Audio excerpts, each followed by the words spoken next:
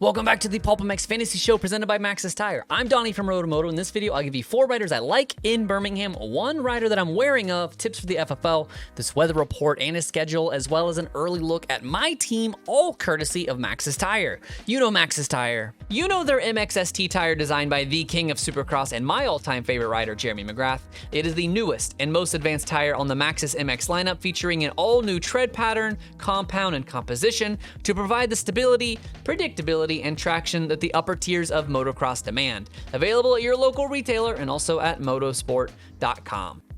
Daytona did a number on the field, and the injury report is tough this week, led of course by Hunter Lawrence and Dean Wilson, who will both miss Birmingham, but we do see Colt Nichols make his return on the beta, as well as Aaron Tanti returning for the PRMX Kawasaki squad. Justin Hill seems to be game time decision after getting landed on by Freddie Noren in the Daytona main, so keep him off your early team, but he will be a sneaky good pick if he looks good in qualifying. All right, on to some picks. 3 riders I like, 1 that I don't, and a high handicap guy if you are looking to gamble a little bit in order to win an authentic Dylan Ferrandis jersey this weekend. 250 All-Star, let's keep it simple with Hayden Degan. There is a slight injury concern, of course, after his gnarly practice crash and going from 1st to 4th in the main, but with a 3 handicap, I am not that concerned. He raced through any amount of pain to still finish 1 step off the podium, and outside of Anstie, I can't imagine anyone else that finished behind him last weekend overtaking him this. It's not every day you get the preseason favorite at a 3 handicap this late in the series, and you have to pounce while you can on the Arlington winner.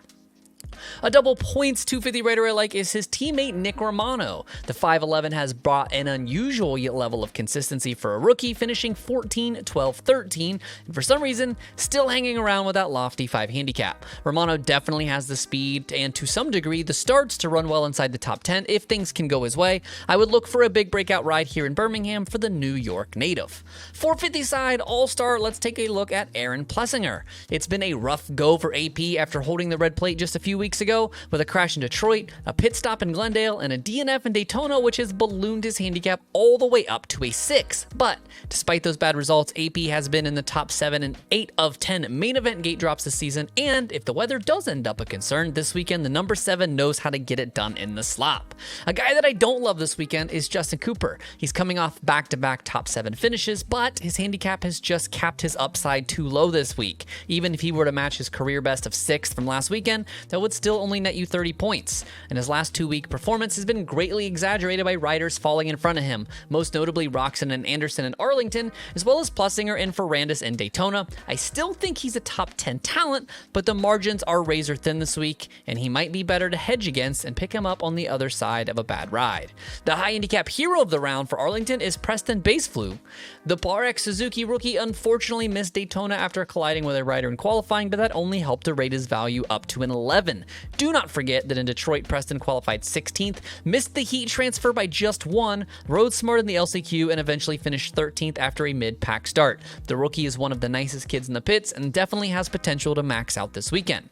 Moving on to the FFLs, with Forkner out, that puts Degan in the driver's seat as he has pulled 2 whole shots and 1 FFL this year. I think both the Pro Circuit boys have a shot at it as well, but I would just play it safe and go with the hot starter. 450s Chase nabs another to tie Jet at the top with 3 each. Picking either of those is more or less a 30% chance at this point, so choose wisely. Weather is once again a concern after press day has been canceled due to rain. The wet remains on the forecast throughout the night. However, if the crews can keep it covered, it looks like we are actually going to have a clear sky for the second half of Saturday and into the evening. I would run with a safer team for now, but the racing may in fact turn out all right. A true East Coast romp. Race day live kicks off at 1:30 Eastern, 10:30 Pacific. Twitter and Instagram will land the qualifying cheat sheets at 6 p.m. Eastern, just 1 hour before the picks lock at 7 p.m. and the gates drop just a few minutes later. My Thursday team has Danger Boy with a 3, Jalik Swole at a 0, Chance Hymas with a 1, as well as Nick Romano's 5 handicap. 450 side, I have AP with a 6, Malcolm Stewart at a 0, Colt Nichols also with a 6, and Sugar Shane McElrath again with a 6.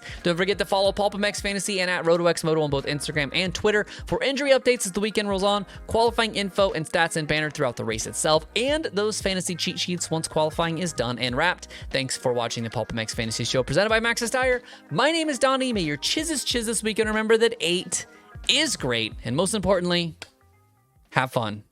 Good luck, y'all.